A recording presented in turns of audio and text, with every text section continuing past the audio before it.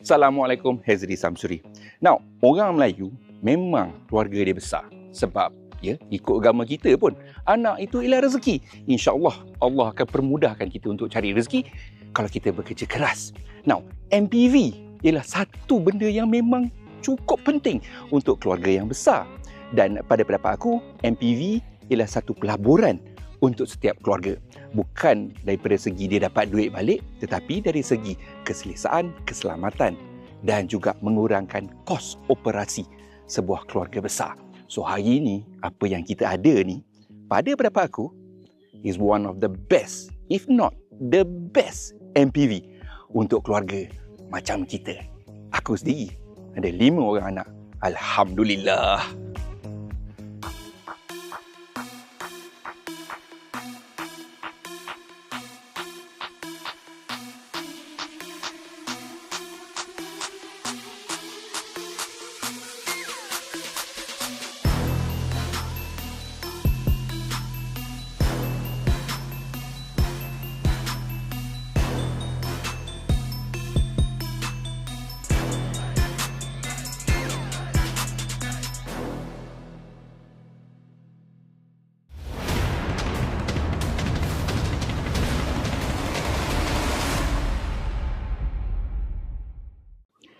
Serena yang sekarang inilah Serena generasi ke-6 dan yang ini dekat Malaysia.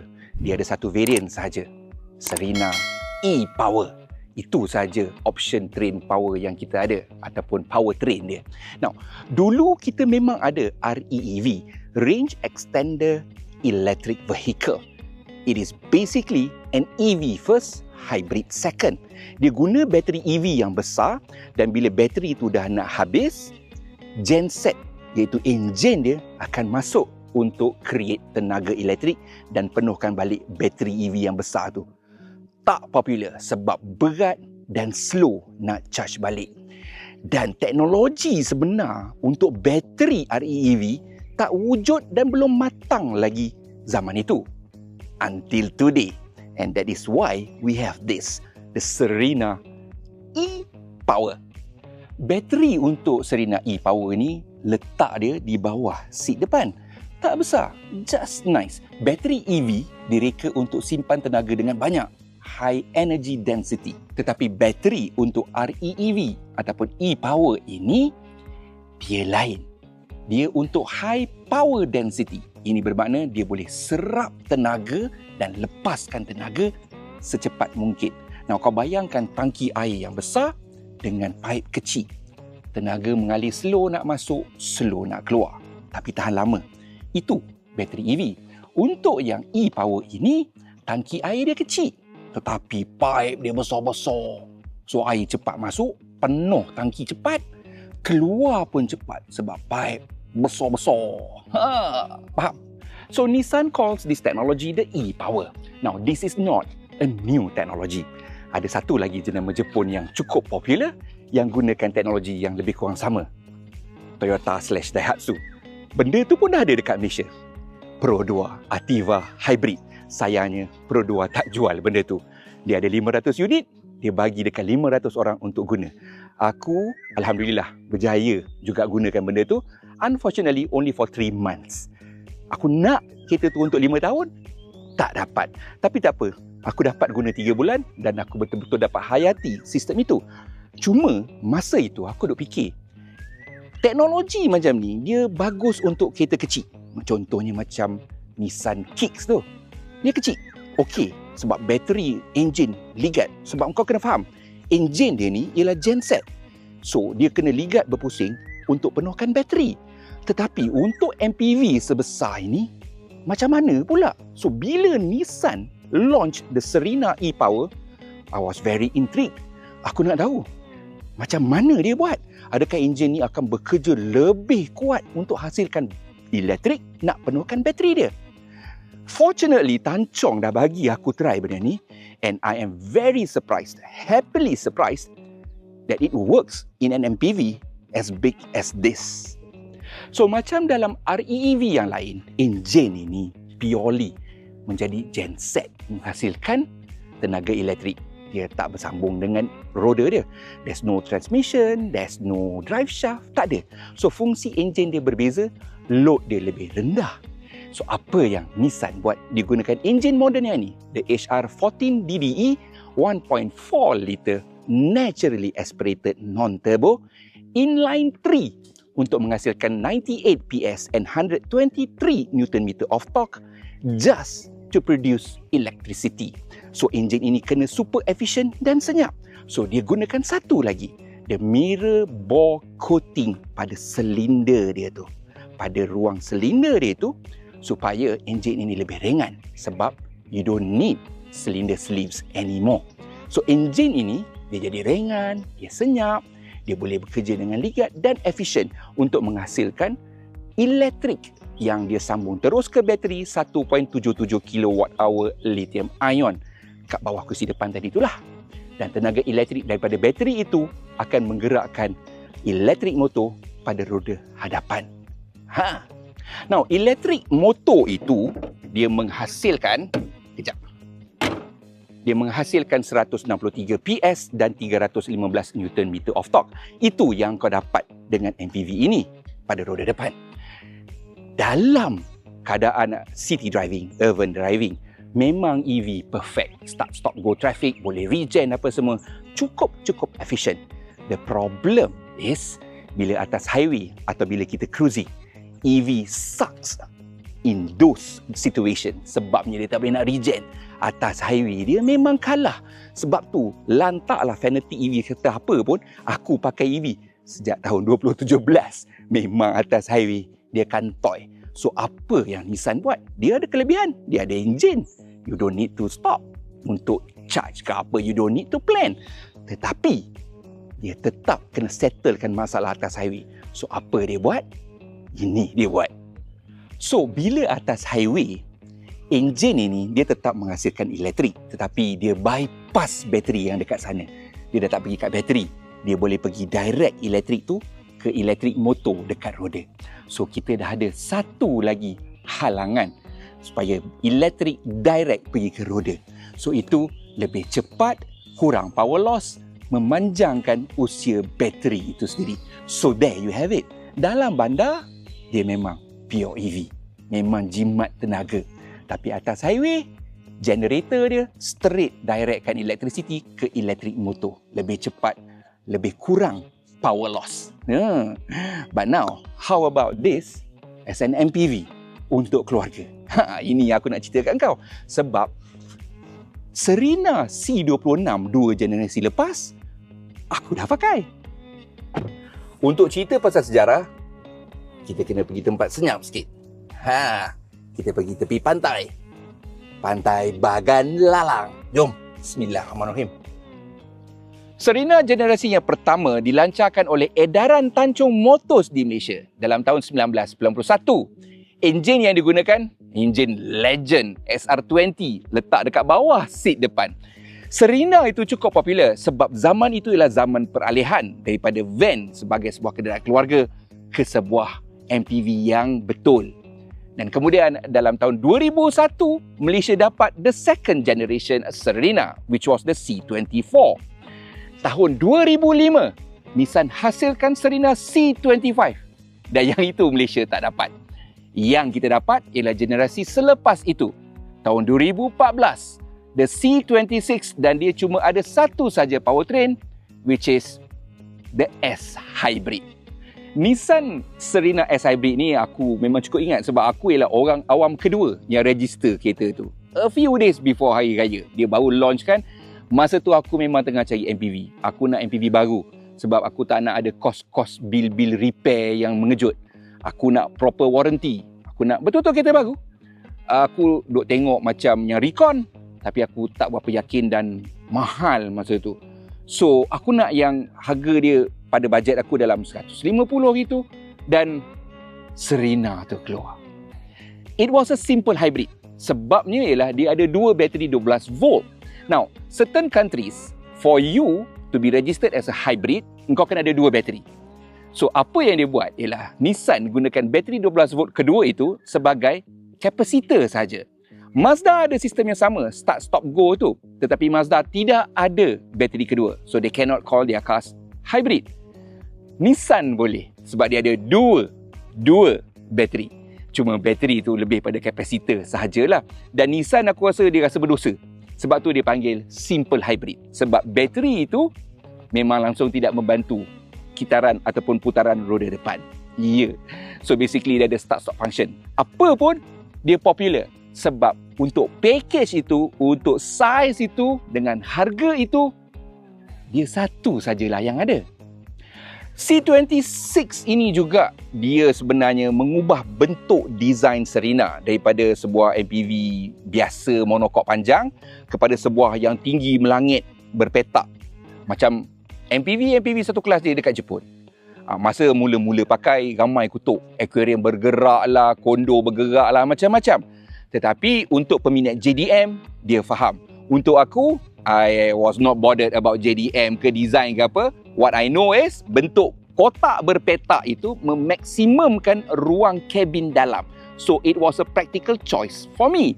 Selepas itu, kita ada Serena C27, generasi yang kelima yang terus popular dengan sistem S-Hybrid yang sama. Dan last sekali, generasi ke-6 apa yang kita ada hari ini, the C28, yang itu. Dia dah tak ada S-Hybrid. This one comes with a better technology, the e-power yang aku cakap tadi.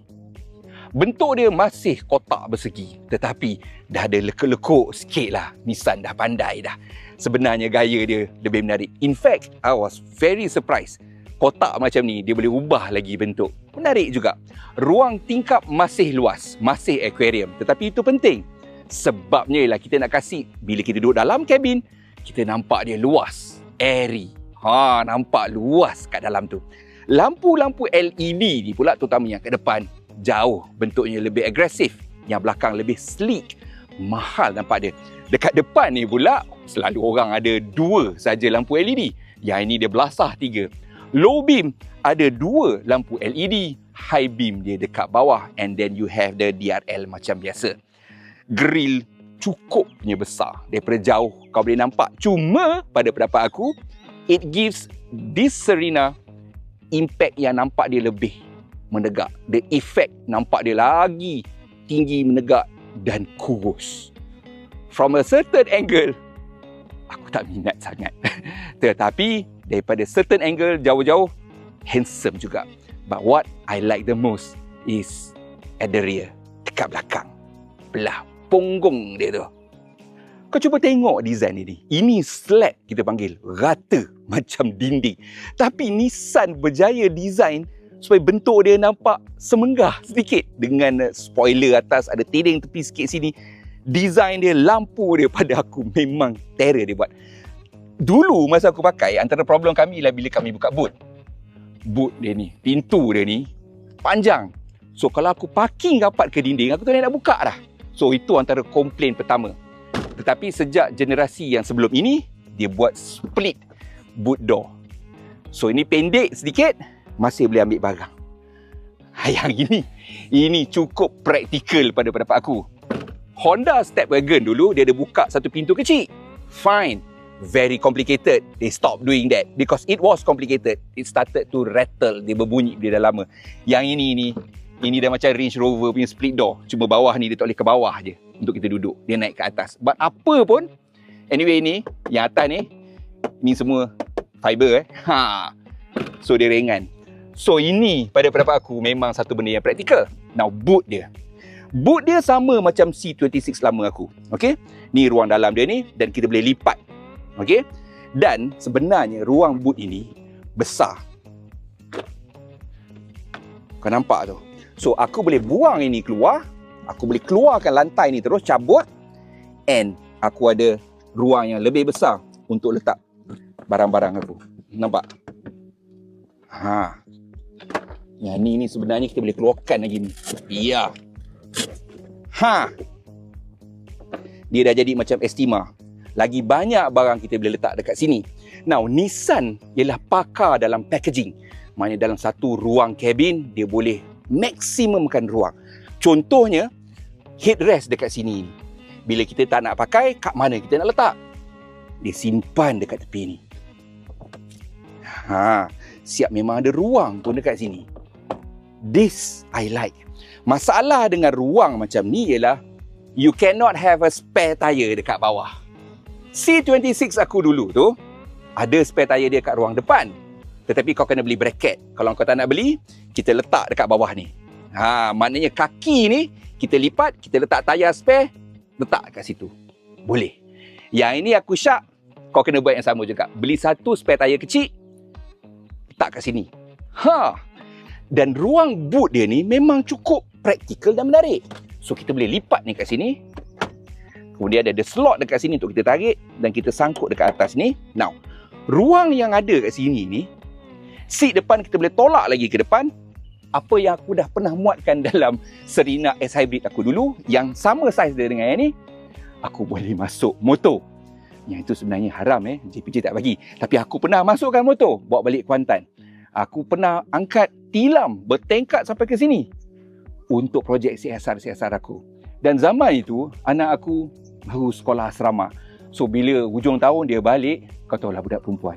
Ya Allah, banyak gila barang dia. Boleh muat. Tanpa aku turunkan seat belakang, aku masih boleh muatkan lagi barang. It was magical. Kereta sebesar ni, dia boleh masukkan lagi banyak barang daripada MPV aku selepas aku pakai Serena, which was the Kia Grand Carnival. Ya, Grand Carnival lagi lebar.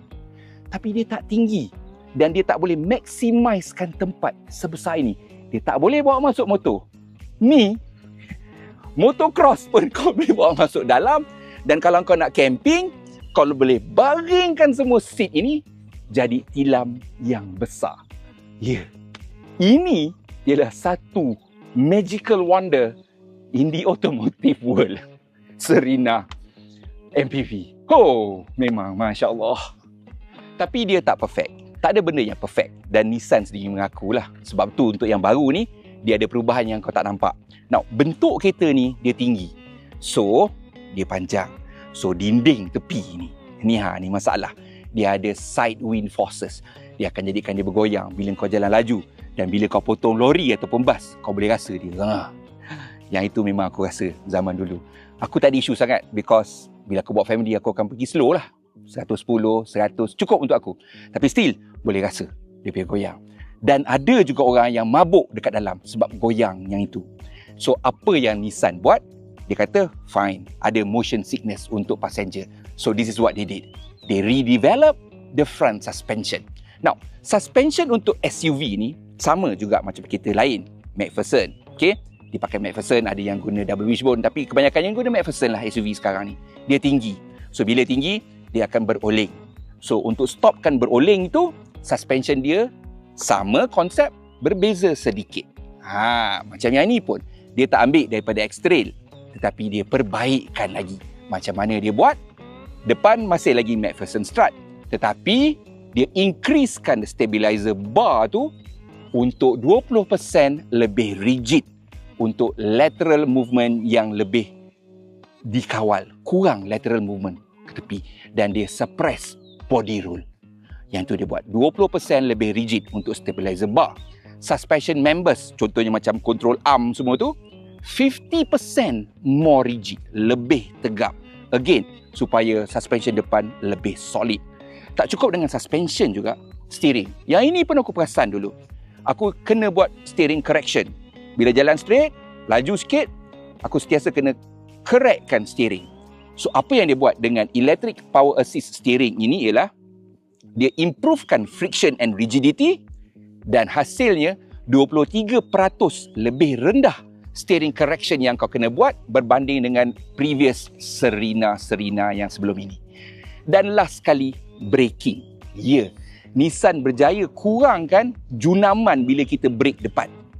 Front body pitch tu, first stage of deceleration, bila kita mula-mula nak off throttle kita angkat, dia kurang sikit nak menjunam, dan brake booster dia bila kita tekan brake, dia decelerate. Dia kurang laju tu, dia mula nak berhenti tu dengan cara yang lebih sopan. So yang itu memang betul-betul aku rasa dengan yang ni. Compared to my old Serena S Hybrid, this drives way better. Way better. Still ada juga bila aku potong lori atas highway apa semua, aku drive benda ni dekat 1000 km lah. Kereta standard, we review 1000 km. Atas highway memang masih ada goyang, tapi tak goyang banyak macam dulu. Macam dangdut inul lah aku cakap kau. Sekarang dia ada goyang sikit, lepas tu dia okey.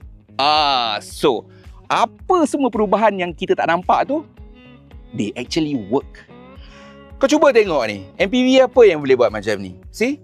Aku boleh baring, sandar macam ni, tengok TV, dan bila aku mengantuk, bestnya. I need one of this.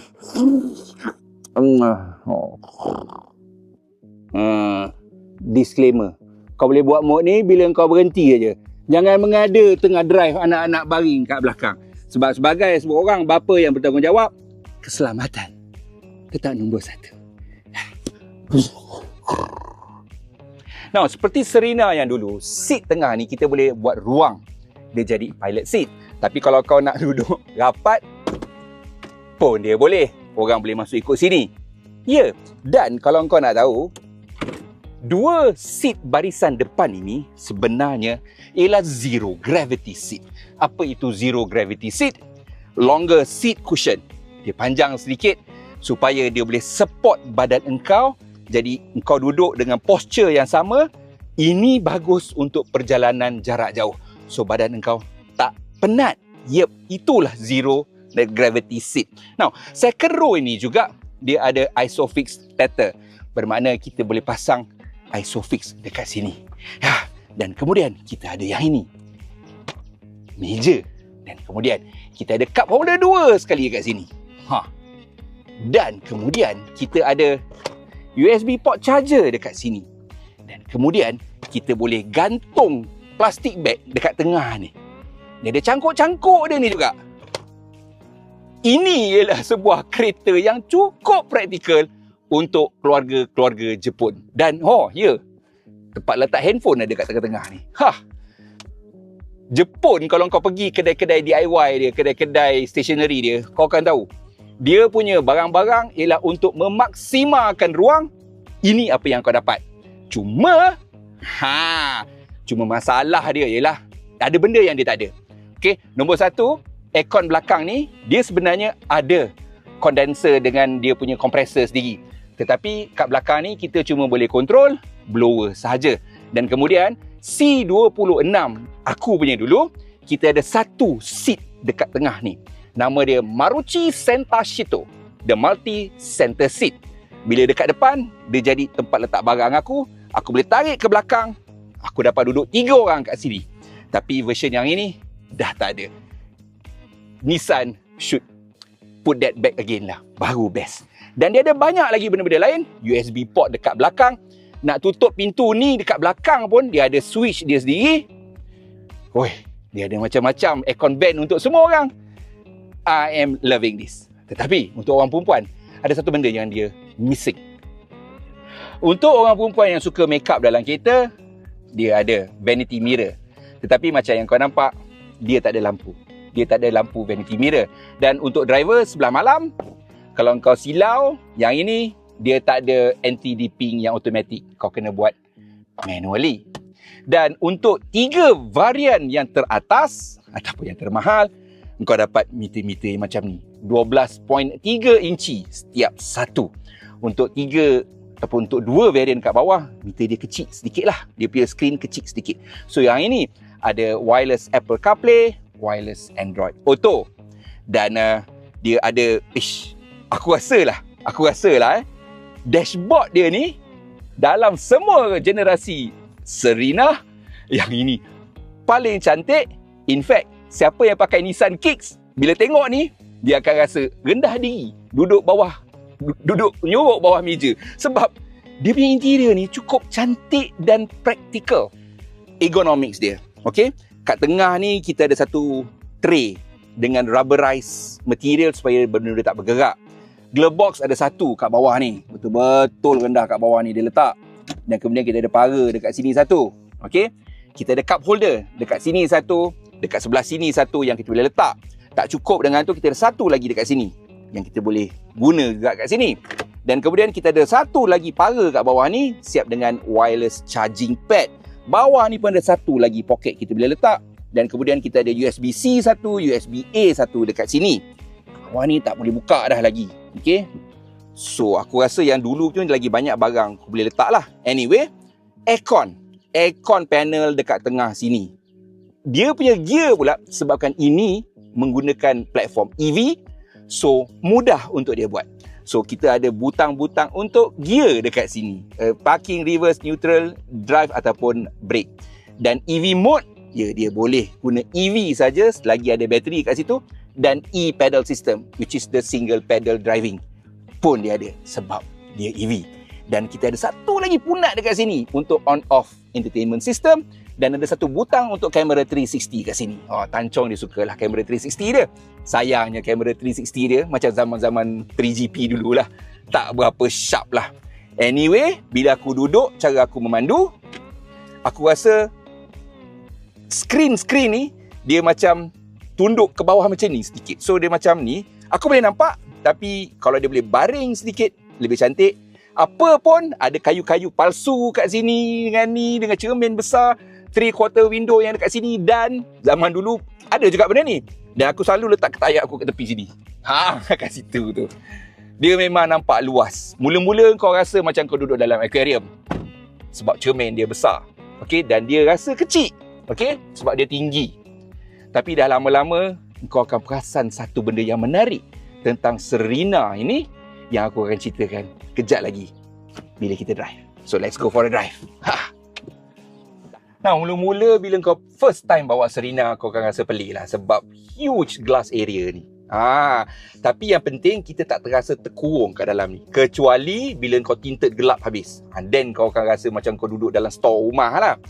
Huge windshield ni memang bagus. Siap dengan 3/4 panel window ni, dia bagi kita view yang besar. Tetapi bunyi akan masuk. Yang itu masalah pada Serena lama aku. Bunyi tu ada sedikit bising lah. Untuk yang ini, dia pakai acoustic windshield. So bunyi yang datang daripada depan ni kurang. Sangat kurang sebab windscreen ni besar. So kau kena make sure tahu cost berapa benda ni supaya kau boleh insurekan windscreen ni. Sebab I can bet you it's not cheap. Lebih senyap tapi mahal. So make sure ada insurance coverage. Now, benda ni daripada segi dimensi, the Serena does not feel big as the Carnival or the Vellfire. Ataupun Staria. Itu semua gergasi. Okay? So yang itu bila nak parking apa semua, bila nak bawa dalam town, nak mencilok, memang kau akan rasa macam bawa bas sekolah. Yang ini tak. Dia mula-mula je kau rasa macam tu, 5 minutes after that kau akan rasa macam bawa sedan Vios, macam bawa Almera, macam bawa kereta sedan. Dia kecil, dia senang, dan paling penting sekali, sebabkan dia gunakan powertrain EV, dia rasa ringan. Dia melompat je kat depan, dia ringan saja. Dan kalau kau nak lebih jimat, nak jaga bateri, then kau guna the e-pedal. Yang itu kau kena belajar sedikit lah. Dan tak susah sangat untuk yang ini. E-pedal ni, dia boleh micro-charge bateri itu, supaya bateri kau tahan lebih lama. Itu. Ergonomics pula, iaitu cara susun atur dia punya butang-butang apa semua ni, yang mana kau perlu pakai selalu audio, aircon, the EV button mode, the e-pedal, semua benda ni mudah. Tetapi dia ada satu set butang-butang yang ada dekat bawah sana, yang itu memang leceh sikit nak pakai. Contohnya drive mode ada dekat bawah ni, dan steering assist ada dekat bawah ni, trip reset pun dekat bawah ni. Yang itu kau boleh buat masa kau, kalau boleh masa berhenti lah. Tapi drive mode tu sebab dekat ujung senang nak tekan button ni. So itu dia. Handbrake, dia ada kat tepi situ, bawah juga. So dia ada butang-butang yang tersorok. Even start stop button dia pun, kalau kau first naik, kau meragau nak carilah sebab dia ada dekat situ. Enjin dia ni, sebabkan enjin dia ni digunakan untuk menjana elektrik. So kadang-kadang dia akan on sendiri, kadang-kadang dia off. Kau tak perasan pun sebab enjin dia boleh tahan senyap. Tetapi bila kau berhenti, kau boleh dengar dan ada rasa gegaran sedikit. Ini enjin 3 cylinder. So dia memang ada gegar sedikit walaupun dia pakai mounting yang mahal. Aku syak dia pakai hydraulic mounting kot sebab enjin 3 silinder ni gegar dia kuat. Now, bila kita drive apa semua ni, kau memang betul-betul rasa apa yang sebuah EV rasa. Nak power lagi, kau tekan butang EV, dia memang gunakan elektrik saja. Selagi ada bateri kat situ, you can use the EV mode. Maknanya dia bergerak menggunakan tenaga elektrik saja. Tak ada enjin tak start pun. Dia tak generate electricity pun. Ini cara EV. So bila ada ramai orang kat tepi pantai macam ni, kita nak senyap, kita guna EV mode.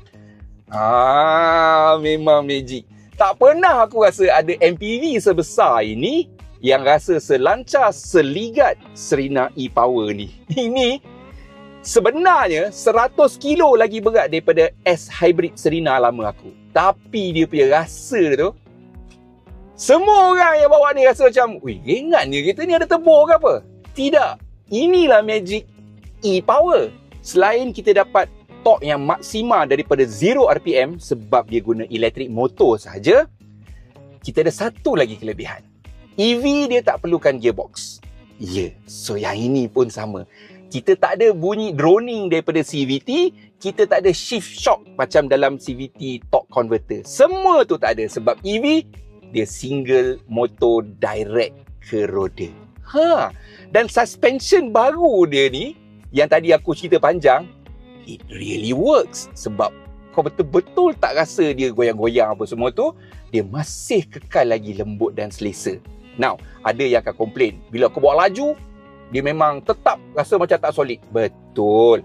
Tapi MPV macam ni bukan fokus dia untuk kelajuan highway 160 km sejam, which I think that is the top speed. Okay? Dia bukan macam tu. Itu kereta. Kita bawa MPV, kita bawa keluarga, safety is first. Itu. So bawa dengan kelajuan yang cukup. Tak payah nak laju-laju. Dan bila emergency braking, dia tak menggelepar ekor dia. Aku suka bab itu. Ya? Betul masih lagi ada rasa goyang bila aku potong bas, tapi tak banyak. Tak mengejutkan macam dulu. Dan dalam bandar, dalam kawasan-kawasan yang tak rata, suspension dia masih lagi sedap. Sebabnya aku rasa ialah saiz tayar. Saiz tayar ni dia dah tukar ni. Tancong tukar ni untuk dapat sidewall yang tebal. Supaya kita dapat rasa perjalanan yang lebih smooth. Anggar lubang tak terasa cushioning effect dia power. Dia sebab sidewall dia tebal. Dan disebabkan itu juga aku syak saiz roda dia ni kecil daripada apa Serena e-Power yang pakai dekat Jepun. Bukti dia ialah speedometer dia overread. Hampir 10 km sejam lebih laju. Orang Melayu panggil meter ringan lah. Aku kat sini tunjuk aku dah bawa 110 km sejam. Tapi ikut Waze, ikut Google Map, ikut GPS aku, tak sampai pun 110. Dalam 198 kadang-kadang. Macam tu je. Tapi dia punya meter dah 110. So, kau akan rasa macam, laju daripada ni, cepat naik 12, 13, 14. Tapi tengok GPS, lain, babe. So, yang itu aku sedikit macam ada isu sedikit. Sebab, kalau kita ikut homologasi sekarang, at 110, the speedo must show 110 km per hour. Dia tak boleh ada perbezaan yang ketara. Atas 110, memang semua kereta ada perbezaan. Dia overread. Itu normal. Tapi at 110 and speed below, dia patut menunjukkan kelajuan yang lebih tepat. So yang tu pada pendapat aku, isu kecil. Tak kisah. Yang penting, aku rasa laju. Padahal, tak pun. Cuma, speedometer, odometer, trip meter, dia akan berpusing lebih cepat. So maknanya aku kena servis mungkin awal beberapa ratus kilometer daripada sepatutnya. Tak apalah, lagi awal servis lebih bagus. So ni memang sebuah MPV yang bukan pasal driving performance, more about driving comfort and more about practicality. Dalam bandar-bandar moden sekarang, parking lot tu memang tak muat lah. Skuter, motor ramai ada. Nak buat pergi masjid, pergi kedai dekat-dekat. Tapi untuk kereta, kebanyakannya ada 2 tempat kereta saja. Parking untuk kereta ada 2 spot saja. Satu untuk orang rumah, satu untuk husband. Sebab itulah mereka terpaksa membawa MPV ini setiap hari macam dia sebuah kereta. Now, we use this MPV to ferry our kids to the school and back from school, and then nak pergi office, pergi pasar, pergi kedai, semua benda kita buat. Dan bila kita drive dekat-dekat, MPV ni besar, kalau guna enjin biasa, perjalanan dekat itulah yang paling kuat makan minyak. Untuk Nissan Serena e-Power ini pula, enjin dia cuma berfungsi untuk menghasilkan tenaga elektrik. It's a generator. So load dia, beban dia jauh lebih rendah daripada enjin kenderaan MPV biasa. So ikut kiraan NEDC, dia masih boleh memberikan pulangan setinggi 18.5 km per liter. Kalau kita kira WLTP yang lebih tepat, masih lagi menjimatkan. Bukti dia mudah. MPV sebesar ini cuma mempunyai tangki minyak sebesar 52 liter. Dan kita dengan mudah boleh capai atas 500, 600, 700. Kalau ikut teori, 1000 km pun boleh. Ikut kiraan NEDC. Tapi secara praktikal, apa yang aku dapat, 700 ke 800. Dan dia ada 5 varian untuk memenuhi apa saja bajet engkau. Tapi bajet engkau kena bermula dari RM154,800. Itu ialah varian paling mampu milik yang ada untuk Serena e-Power. This is by far the best option for an MPV that you have to drive every day in the city. MPV yang kita boleh bawa setiap hari di dalam bandar tanpa rasa berdosa, tanpa keluar duit banyak untuk bahan api. Ya, dan sebab itulah dulu aku pakai Serena. Sebabnya ialah aku perlu simpan banyak duit sebab anak-anak nak membesar, nak belajar. Tetapi bila kau nak beli MPV, kau kena bawa semua ahli keluarga kau. Sebab nak ke tak nak, Serena ni dia memang besar sebab dia tinggi, tapi dia tak lebar. So sekiranya anak-anak anda saiz dah besar, umur 18 tahun ke atas, dan kau kena tengok balik muat ke tidak sebab dia tak lebar. Apart from that, ini dah lah practical, efficient. Assalamualaikum.